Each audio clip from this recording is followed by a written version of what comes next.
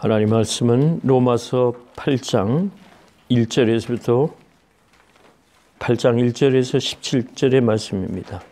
함께 교독합니다. 그러므로 이제 그리스도 예수 안에 있는 자에게는 결코 정죄함이 없나니 이는 그리스도 예수 안에 있는 생명의 성령의 법이 죄와 사망의 법에서 너를 해방하였습니다.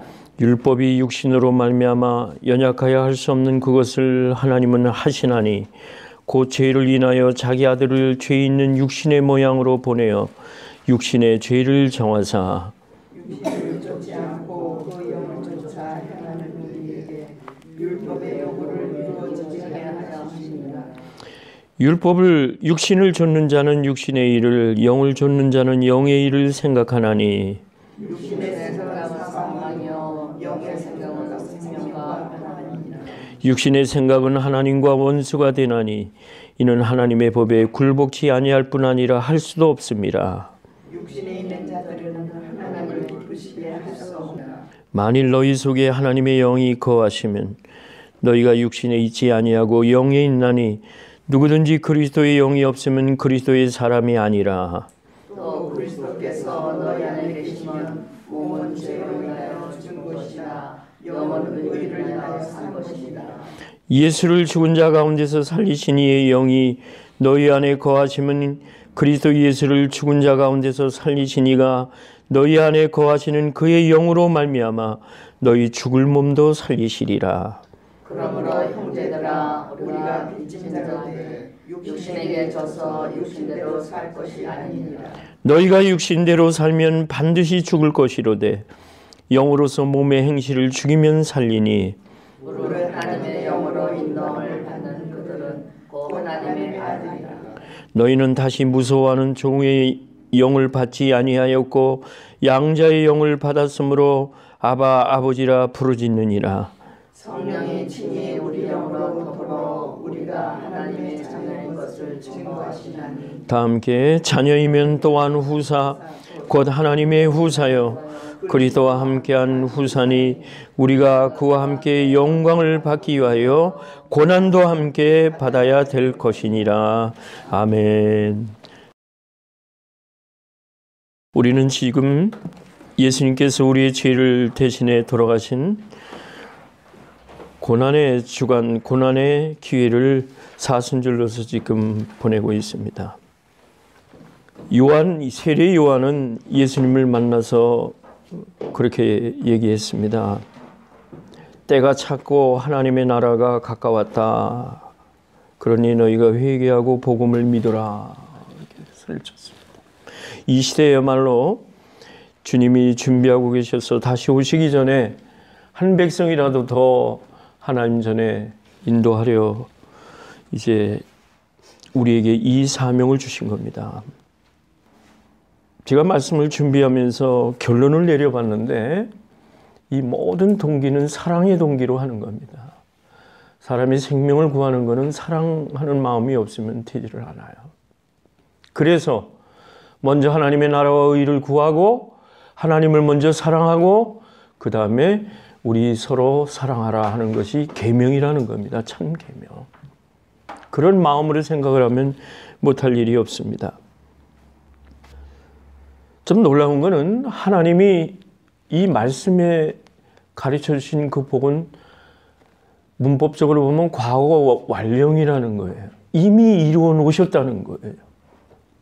그것을 설교로서 여러분에게 해명해드리고 설명해드리고 그래서 그 은혜를 나누는 겁니다. 저는 어제 너무 아픈 소식을 들었어요. 두 가지 이야기를 듣는 것 중에 우선 한 가지를 소개합니다. 서울의 영등포라고 하면은 모르긴 몰라도 거기는 그래도 다 좀 생활이 안정적인 사람들이 사는 그러한 20층 되는 아파트에서 며칠 전에 서울대학교 신입생 아이가 이제 금년 3월에 입학을 했으니까 이제 한 달도 안 됐겠죠. 얘가 20층의 꼭대기에서 떨어져서 자살을 했어요. 그런데 놀랍게도 그 이튿날 그 어머니와 여동생이 또 19층에서 떨어져서 자살을 했어요.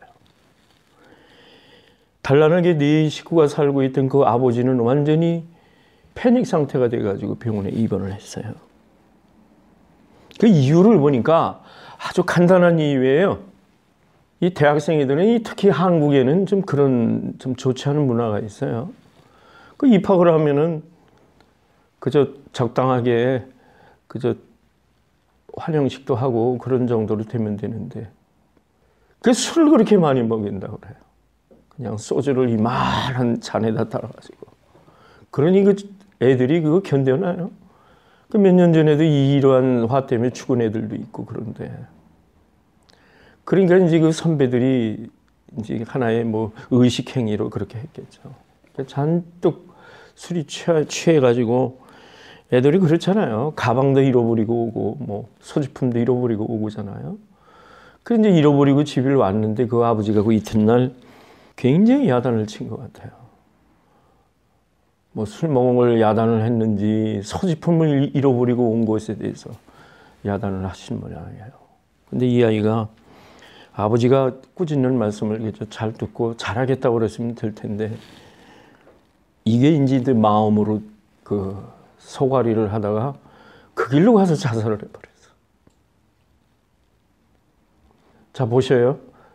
한 아이를 서울대학교가 보든대학입니까? 한국에서는 최고라는 대학을 입학하기 위해서는 얼마나 준비를 많이 해야 될 것 같아요. 그러니까 집안이 네 식구가 살아도 걔가 입학 시험 붙어서 합격할 때까지는 사는 게 사는 것 같지 않을 것 같아요.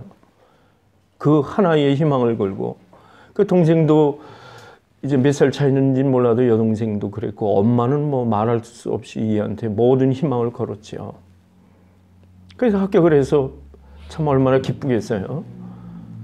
가문의 영광인데. 그러니까 그 충격에 어머니하고 동생도 따라서 그 아파트에서 떨어져 죽은 거예요.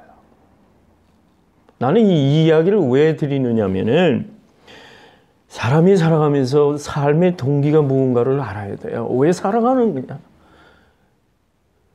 어떤 목표를 가지고 목적을 가지고 우리가 살아가느냐? 주님이 33년을 사시면서 십자가에 달리시기까지 공생의 3년 동안을 보면은 잠잘 시간도 없고 밥 먹을 시간도 없었다. 예수님도 그렇게 사셨어요.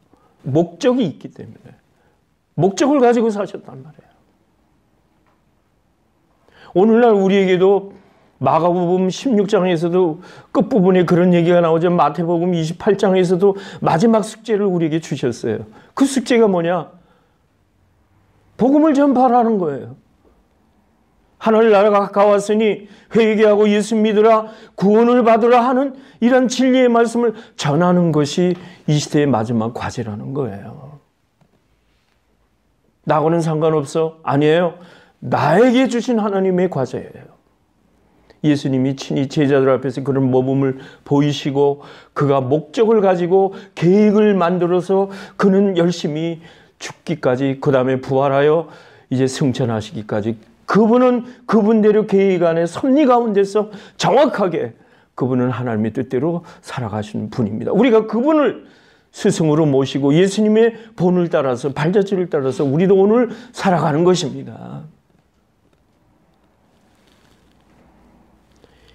로마서 8장은 로마서 16장 가운데 가장 핵심 있는 장이라고 볼 수가 있어요. 우리의 구원관을 확실히 만들어주는 거예요. 우리는 하나님 앞에서 누군가를 확실히 설명해 주는 본문인 겁니다. 하나님의 의도, 오늘날 안에서의 삶은 성령 안에서 살아나는 거예요.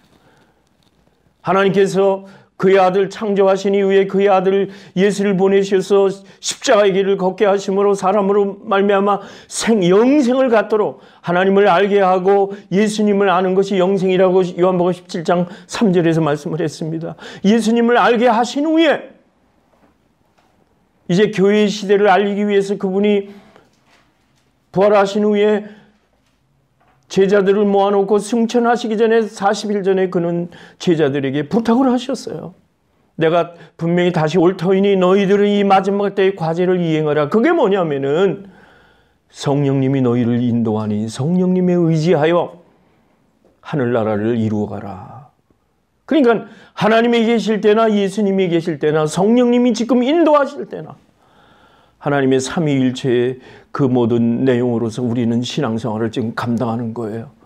그래서 요한복음 14장에 봐도 그런 말씀이 나오고 요한복음 17장에 봐도 그 말씀이 나와요. 하나님이 내 안에, 예수님이 그러셨어요. 내가 하나님 안에, 사랑하는 제자들이 또 내 안에, 내가 그들 안에, 삼위일체의 공동의 소유로 우리는 그 진리를 가지고 사는 것이다. 그렇게 얘기를 했어요.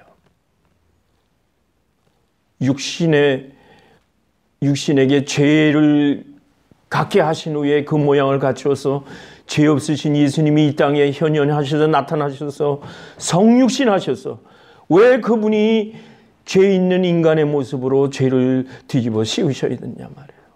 하나님은 자기의 그 아들을 사랑하시기 때문에 죄 있는 육신의 모양으로 만들으셔서 그를 이제는 믿기만 하면 내가 그 죄의 값을 치러야 할 것을 예수 믿음으로 말미암아 하나님의 의를 이루셨다. 그렇게 말씀하신 겁니다.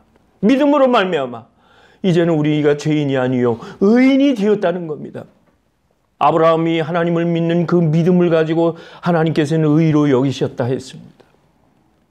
신약에 와서 우리 예수님이 이 땅에 육신의 죄 있는 모양으로 그 저주의 십자가를 달리게 하심으로 인하여 고난을 받게 하심으로 인하여 이제 예수 이후에 모든 인류에게 구원받은 백성으로 하나님이 세우는 하나님의 길을 열어놓으셨다는 겁니다.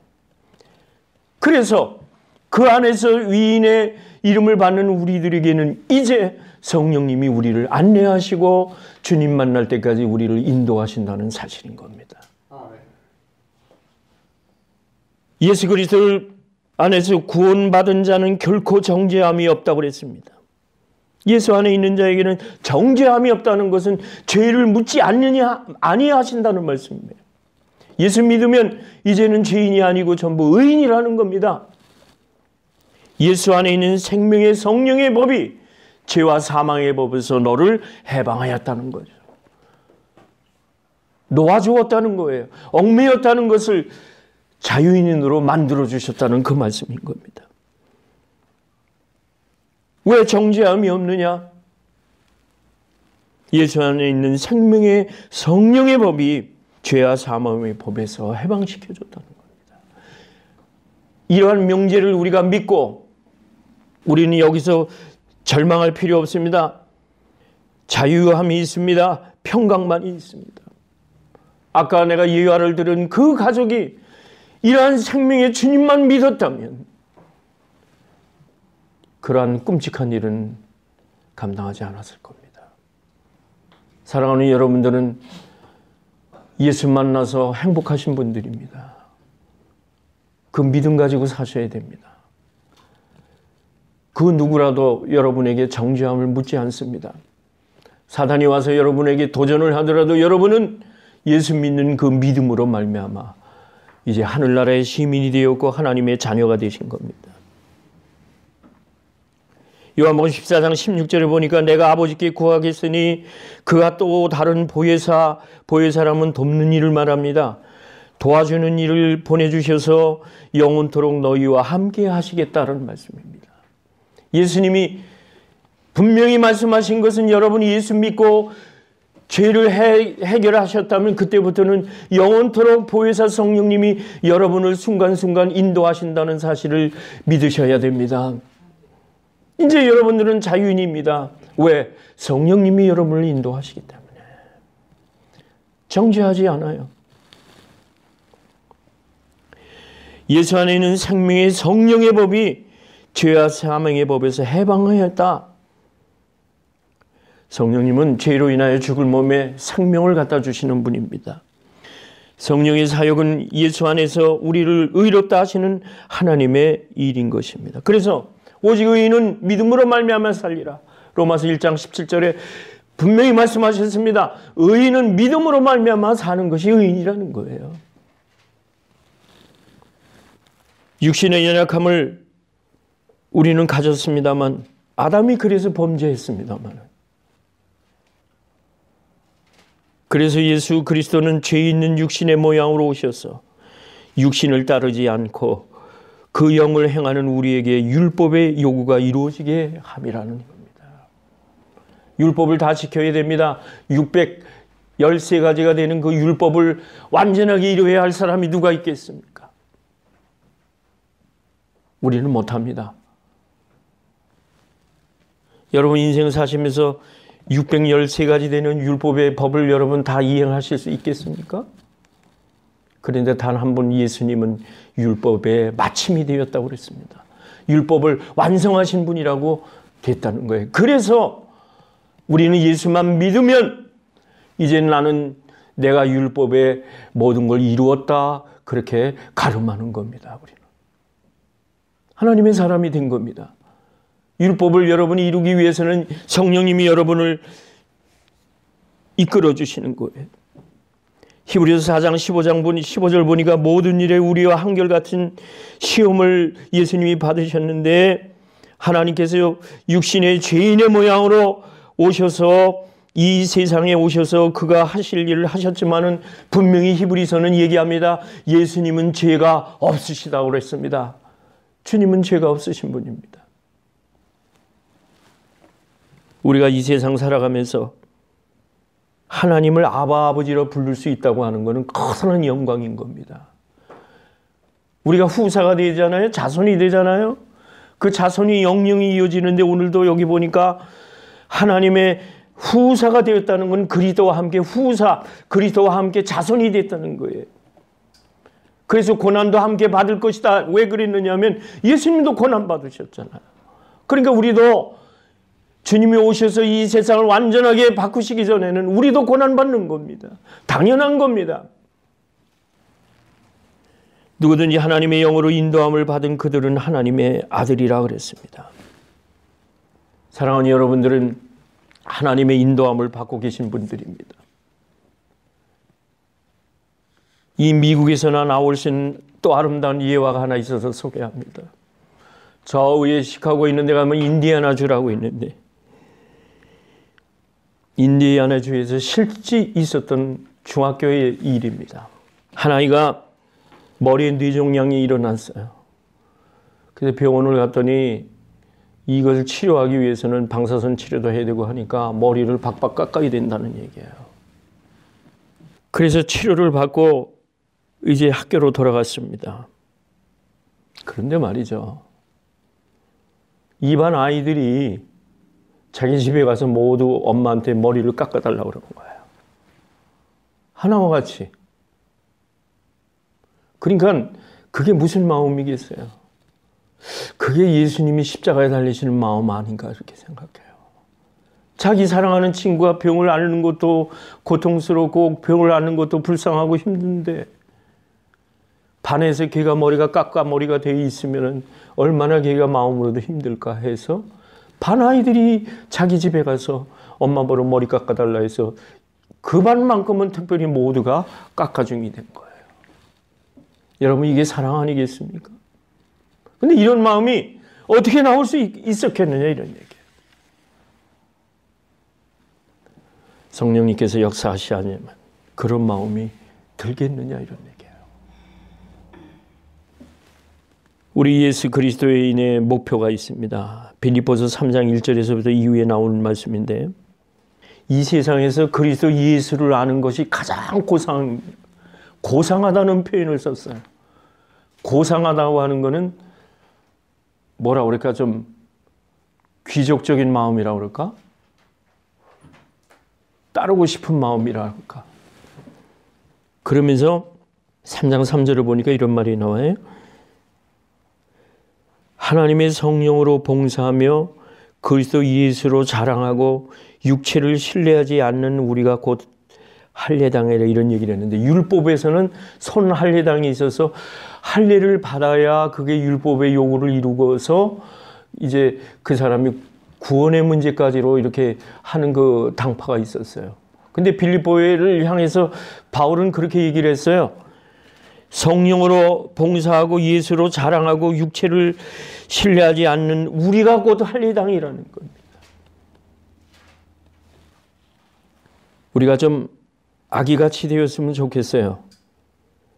하나님을 아버지라고 믿고 따르면은요, 아기같이 돼요. 신앙에서 좀 아기같이 되어야 될 게 뭐냐면 순수하잖아요. 아기들.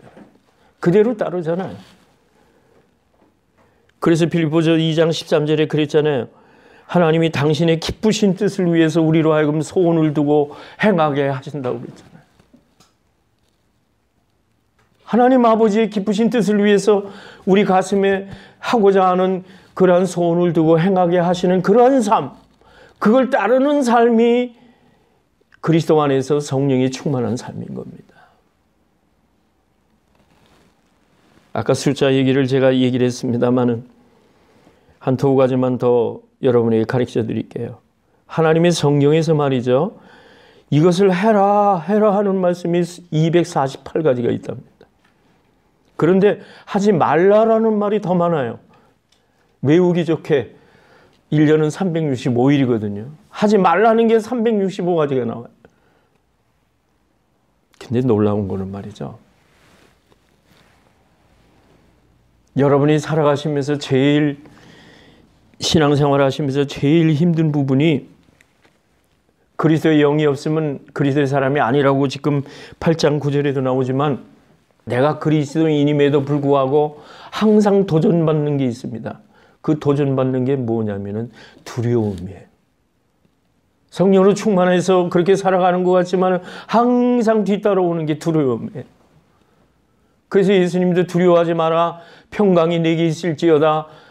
예수님은 자주 그런 말씀을 하셨거든요. 이 생 살아가면서 내가 주님으로부터 구원받은 백성으로 주님의 영으로 인도하면서 살아가는데 두려움이 항상 와요. 그래서 그런지 성경에는 두려워하지 말라가 몇 번 적혀 있느냐면 365번 적혀 있어요. 365번. 그러니까 365일 두려워하지 말라는 겁니다. 참 숫자적으로 보니까 참 재미있는 얘기네요. 그러니까 어떻게 보면 이 세상이 불완전한 삶이기 때문에 하라는 것보다도 하지 말라는 걸 통해서 경성해서 깨어있으라는 말씀으로 해석하면 좋겠어요. 결론을 내리겠습니다. 우리가 육신대로 살면 반드시 죽을 겁니다. 그러나 영으로서 몸의 행실을 죽이면 살리니 누구든지 하나님의 영으로 인도함을 받는 그들은 곧 하나님의 아들이 되십니다. 여러분 남은 인생 살아가시면서 예수 그리스도의 영으로 죽을 몸도 살리시는 그 영으로 하나님의 영으로 인도함을 받는 그러한 성령 충만한 삶이 되시기를 주의 이름으로 축원합니다. 기도하겠습니다. 하나님 감사드립니다.